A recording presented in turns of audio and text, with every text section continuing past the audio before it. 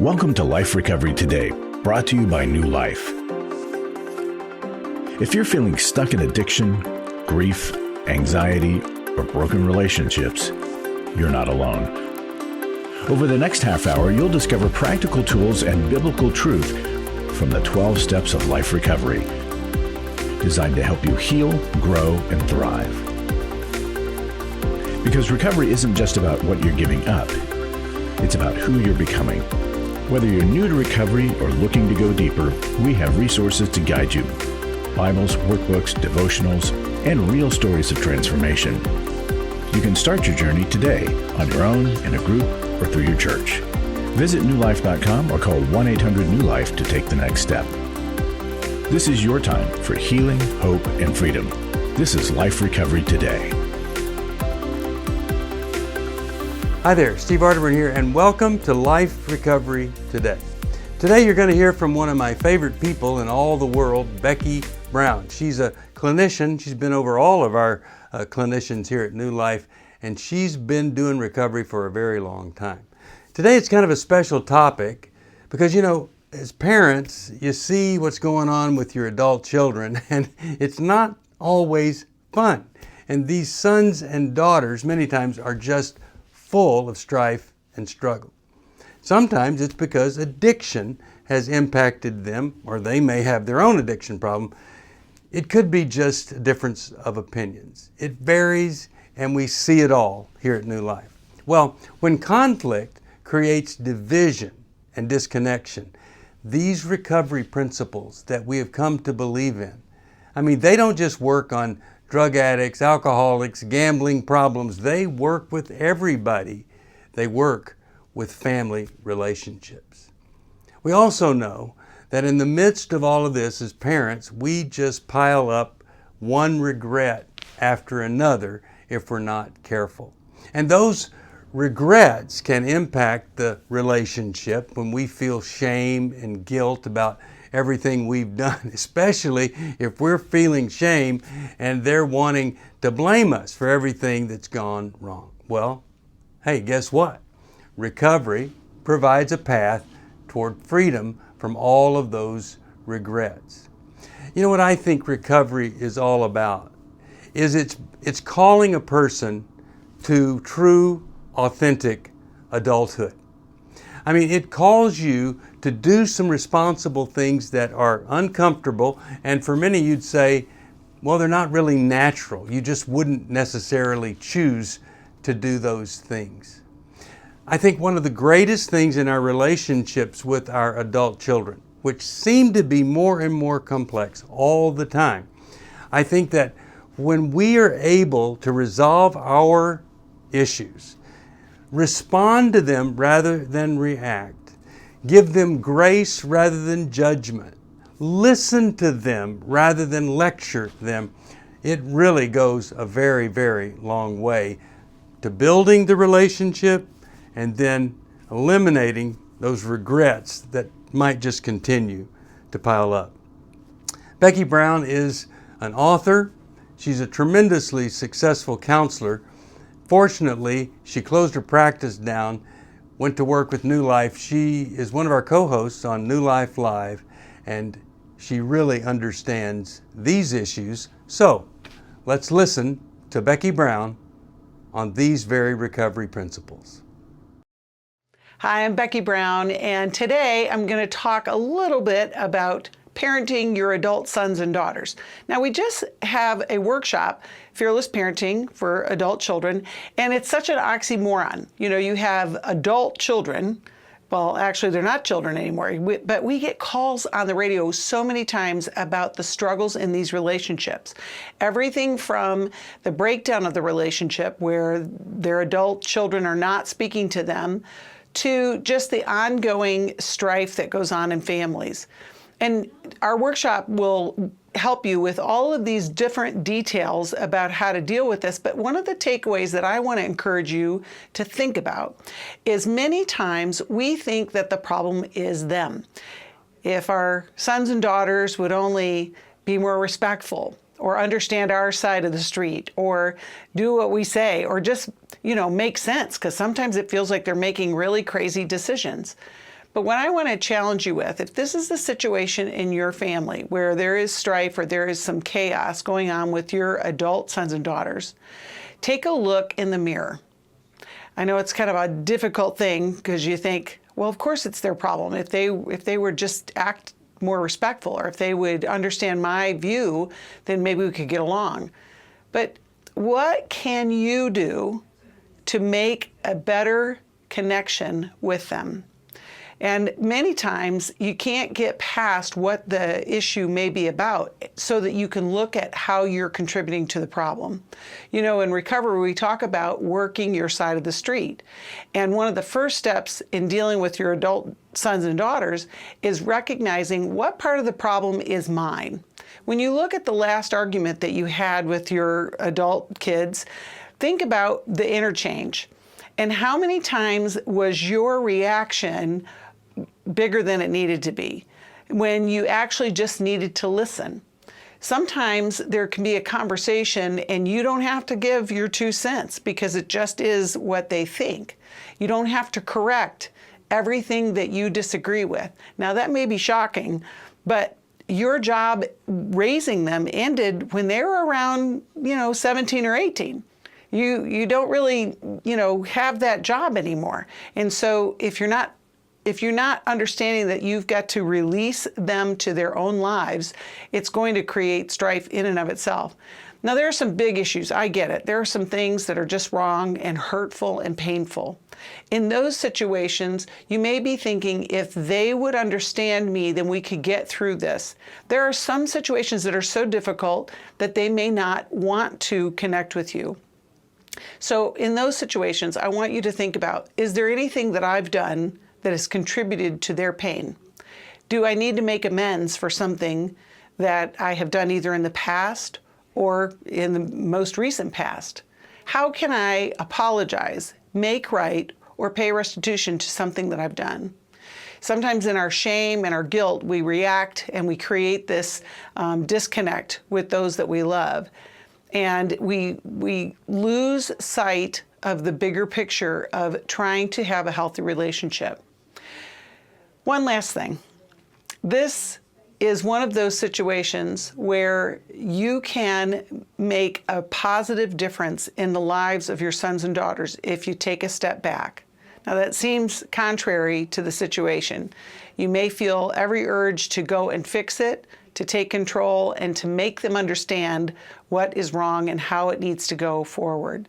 What I want to ask you is, what is the big picture that you want for your family?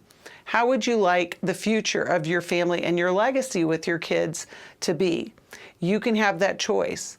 Now, if religion is one of those things that has separated you, you might not want to greet them with a Bible verse every single time you see them. Or you might want to not send them all the Christian materials. Now, while that's a good idea in theory and in concept, but if they're resistant to that, they are going to be defensive and they're not going to connect with you.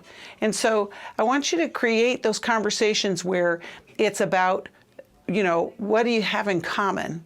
How can you connect? And what are some good things that you can look forward to in the future? Now, I know this just scratches the surface, and I know there's some really hard, difficult relationships that are occurring between parents and adult children. We have a workshop that you can attend, but in the meantime, begin to do your own work. Maybe you need to look at getting into therapy. Maybe you need to join a group. Maybe you need to do some 12-step recovery work.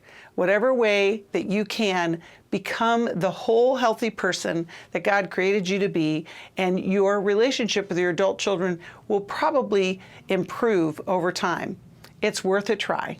If you need any help, call us 1-800-NEW-LIFE. On this video, we are going to talk about regrets. We all have them, and if you don't, you might be a sociopath. And I mean that in all the loving ways I can possibly, explain. Here's the thing. If you live long enough, you're going to make mistakes, or you're going to do things that didn't quite work out the way that you thought it was going to work out. And so we have to learn to live with that regret. Now, one of the things that I know is that regrets are not things that are necessarily deal breakers, but they can be. You know, there can be some really bad choices that you've made and you just ruminate over what you did and could have done it different, and I wish it would have gone differently. You know, if you want to live in the present, you have to let go of the things in the past. And it's not to say that you don't want to make right the things that you've done wrong. You do want to do that. That can also help with your regrets. But you can also kind of get focused on the things that didn't happen that you wished could have happened. And so then you begin to live in this wishful thinking. And then you miss out on your present, and you don't even think about the future because you're so focused on, I wish it could have been different. I wish it could have been better. And actually, part of that work is grief work. You know, there can be regrets that we have that were not of any, you know, of our doing. It was just something that we experienced. It could be a loss of a loved one, a job, a marriage, and we have regrets from that. If you begin into looking into grieving the loss, accepting the loss, you can move forward. And when that memory comes up again, you won't have that instant regret. You won't wish that it could have been differently, you know, to that depth, but you'll be able to look at it and understand you did the best that you could at that time. I want to encourage you, if you're living stuck in a regret, begin today by connecting with somebody else. You know, life recovery groups are great for this because you can begin to process and you can hear other people. Everybody's got regrets. And again, like I said, if you don't, there might be something wrong with you. I want you to have an understanding of what you've done wrong or right and move forward in that so that regrets don't keep you stuck in the past and so that you can have a great future. I hope that helps. Life recovery isn't just about making the courageous choice to give up an addiction or dependency. It's a journey towards health, wholeness, and becoming your very best you. If you need resources to help you in your journey, we can help. There are many life recovery resources that you can do on your own, with a group, or with your church.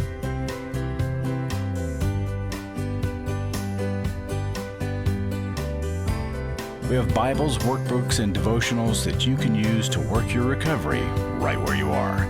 That's the beauty of life recovery.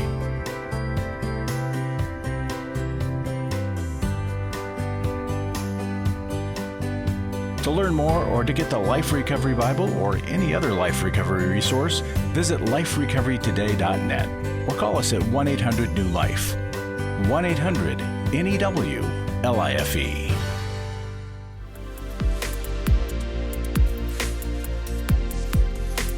Hey, well, welcome back. Using these recovery principles in all areas of our lives, they're going to help us experience freedom.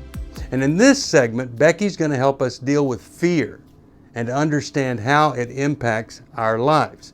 I think one of the most frustrating things is when we think we're the only ones who have this fear, but it is so common. Here's Becky to talk about it. Hi, I'm Becky Brown, and for this video, we are going to talk about dealing with fear. Now, fear gets a bad rap. A lot of times people will say, you know, you should live fearless or fear is a liar. Well, actually, fear has some really good qualities. It can keep you out of trouble if you're aware of the things that you might stay away from. A good, healthy dose of fear can help you. However, what I'm talking about are those fears that lock you up. The things that keep you from moving forward in your life. And they can be based on a lot of truth. You could have had experiences, that's what we talk about with trauma, that when you've had an experience that has caused fear and, you've experienced trauma of any level, it can create this kind of anxiety and this fear that kind of echoes in everything that you do. You can get to a place where you become fearful of moving about in the world or connecting with other people.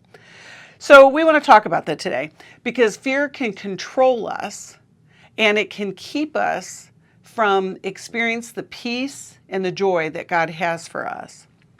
So when you think about the things that you might be afraid of, or maybe fear has locked you up in some way, there's an acrostic that says false evidence appearing real. That stands for fear. But sometimes there's true evidence that is real, or the reality, and we live in that. So for example, let's say that you become fearful of the future. Raising kids can cause a lot of stress and worries. And I know for some of you, you've had challenges with your kids and you start to begin to fear what their future will look like. There's some reality in that. It's not to say that everything's going to work out, but how do you manage that fear when there are things that point to the reality that there could be some truth in it? It's, balancing that. Also, if you've experienced trauma, that fear that comes up in you is this defense mechanism that's supposed to keep you out of trouble again. But you also have to find a way to heal that. Trauma can be healed, but it has to be felt, it has to be processed, and that in and of itself can create fear for anyone to seek help. I mean, how many times have I heard that where, somebody will say, this terrible thing happened to me 10, 20, even 30 years ago, and I've never been able to talk about it. And that fear has locked them up in a way that it's disconnected them from family, from friends, and in their minds, it's a reality. And I have such compassion because I know that there is help for trauma that can be healed. We talk about with PTSD or post-traumatic stress disorder. When you've experienced horrific things in life, your brain takes that in and it becomes like it's happening all the time. If you've ever known anyone that has dealt with PTSD, you know exactly what I'm talking about. That, the example always is like a car backfiring and they jump like they've just been shot at, or nighttime terrors. Those are the deep recesses of fear that can invade our brains and affect our lives. But there is hope and there is help.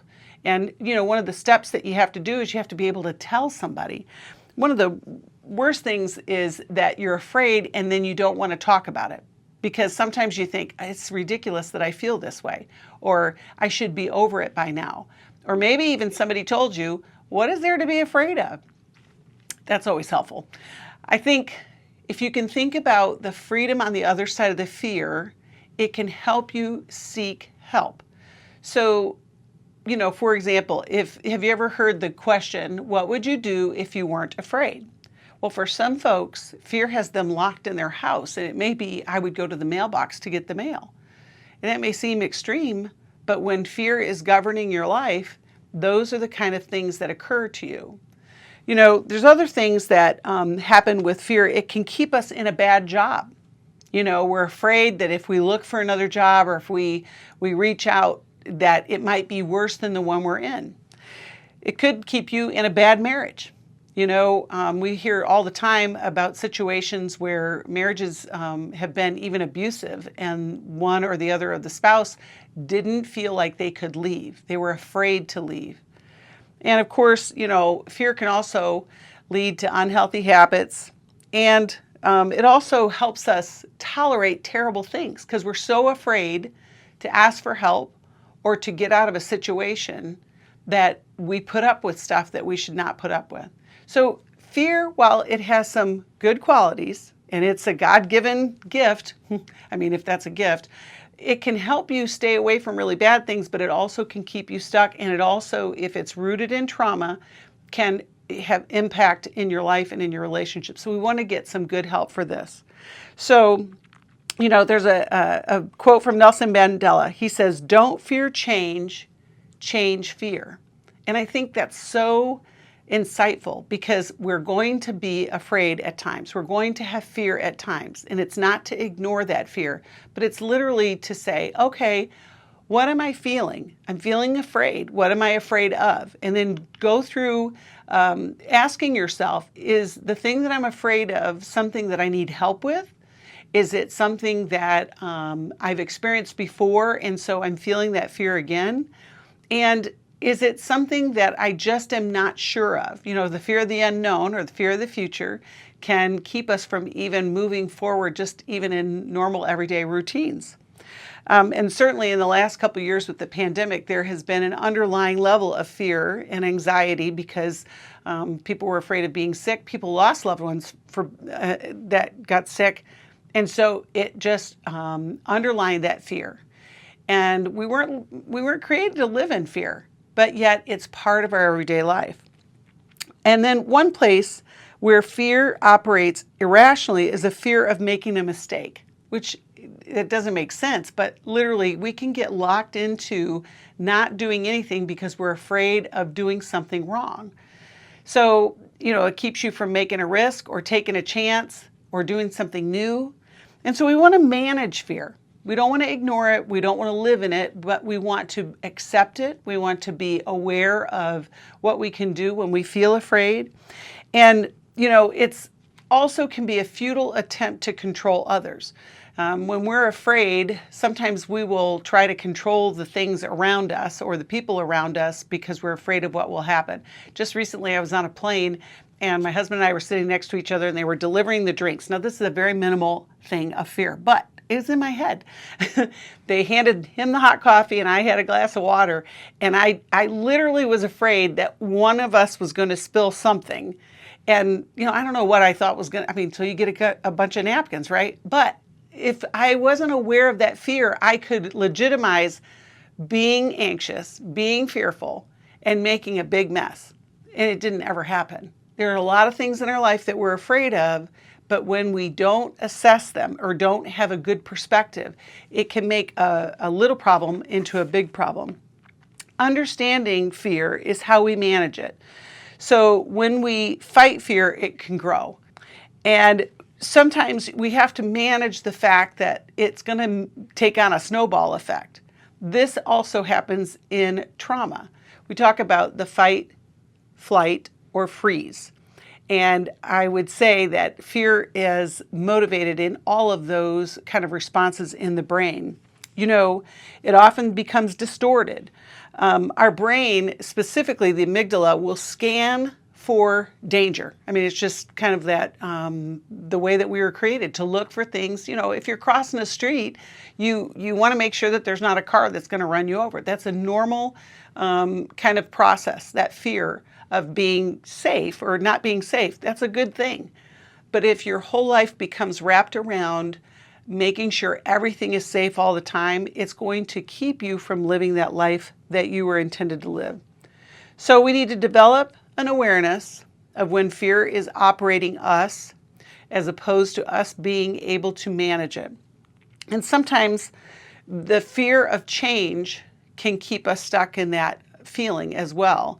There are people that are afraid of heights, for example, and so they'll never go higher than a second floor.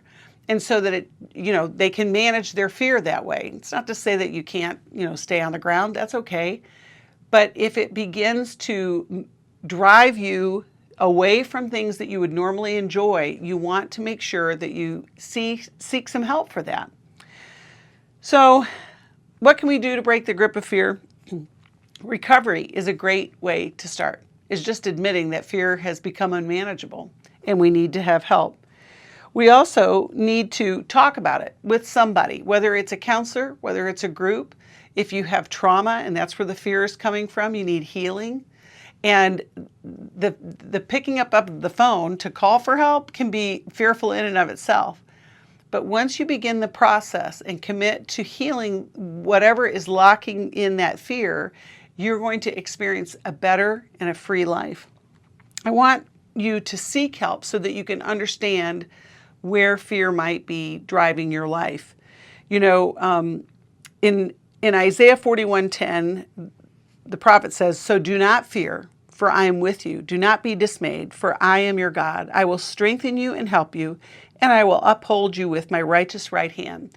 That's the promise that when you get fearful, God's right there with you to help you through that.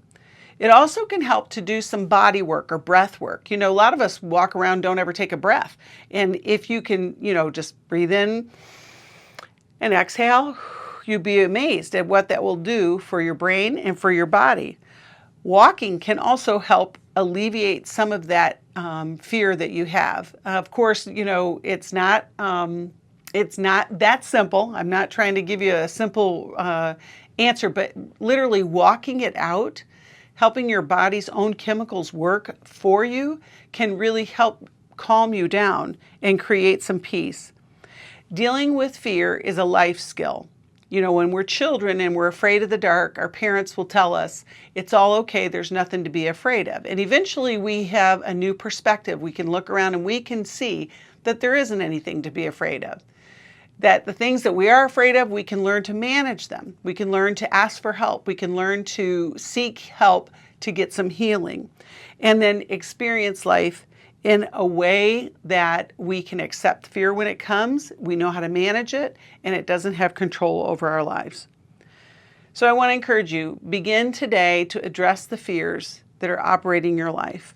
Whether you talk to a therapist or get into a group, or maybe even call New Life Live and begin the conversation of saying, I want to deal with this fear that's attempting to control my life and keep me from living a full and free life.